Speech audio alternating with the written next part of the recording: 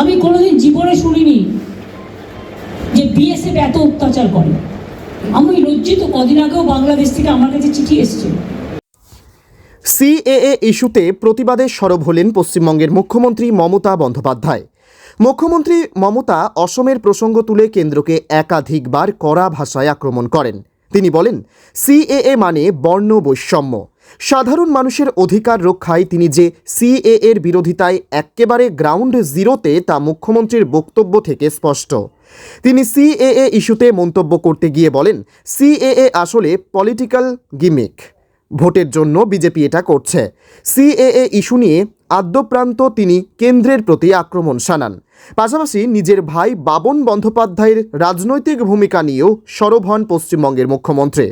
নাম উল্লেখ না করে সাংবাদিকদের প্রশ্নের উত্তরে তৃণমূল সুপ্রিমো বলেন, এই মুহূর্ত থেকে ভাইয়ের সঙ্গে তার আর কোনো সম্পর্ক নেই। আগামীতে যাতে পরিবারের নাম জড়ানো না হয় সেই বিষয়টিও তিনি জানিয়ে দেন। একই সঙ্গে স্পষ্ট করেন, লোভী মানুষের সঙ্গে তার কোনো সম্পর্ক নেই। এ প্রসঙ্গে বিজেপিকে নিশানা করতে ভোলেননি তৃণমূল সুপ্রিমো। এখন এটা দুটো দেশের ব্যাপার হয়ে গেছে।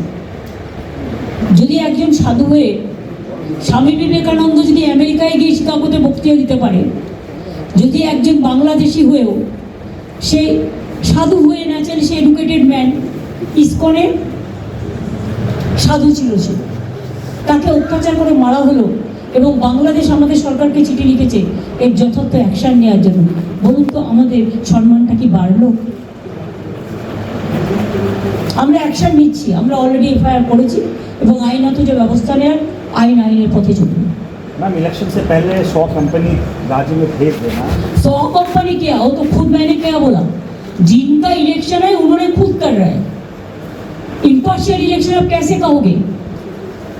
और पहले ये नहीं था कि कभी सेंट्रल एजेंसी बीजेपी का नाम कहते थे कि ए पार्टी को वोट दो। ये जो आता है ना, ये लोगों ने जाके डराता है और जाके कहता है बीजेपी को वोट दो। But there must know, election हो जाएगा उन लोग भी चला जाएगा, लेकिन राज्यों को तो हम लोग ही रहेगा ना। इसके लिए डरने का बात कोई नहीं है। लेकिन जो हो रहा है अनएथिकल, इलीगल, जो जिसका इलेक्शन हो खुद अपना इलेक्शन अपनी वोट दे रहा है, क्या कहोगे? अगर ऐसे आपको जीतना है तो जनता को ऊपर छोड़ दो। इतना फोर्स यूटिलाइज करने का क्या जरूरत है? इतना ईडी यूज करने का क्या जरूरत है? इतना सीबीआई यूज करने का जरूरत क्या है? अपना का ऊपर भरोसा रखो, यही मेरे को कहना है। मैम बीजेपी का ना देवा छिड़गाओ भाई कर लास्ट बोलो তো দেখে কি হবে? আগে তো চিফ জাস্টিস বলেছিলেন যে চিফ জাস্টিস তিনিও মেম্বার থাকতে চান, সেগুলো তো শোনেনি। ওরা তো পুরো নিজেদের মাইন্ডেড লোক, যে বিজেপির কট্টর, তাকেই মেম্বার করে।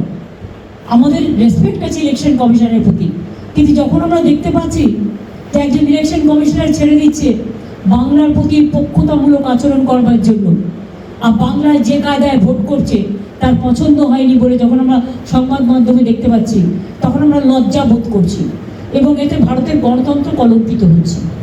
সারা পৃথিবীতে মনে করে রাখবেন, ভারতবর্ষ গণতান্ত্রিক দেশ হিসেবে ভারতবর্ষের একটা নাম ছিল, সেই নামটাকে কলঙ্কিত করা ঠিক নয় বলে আমি মনে করি।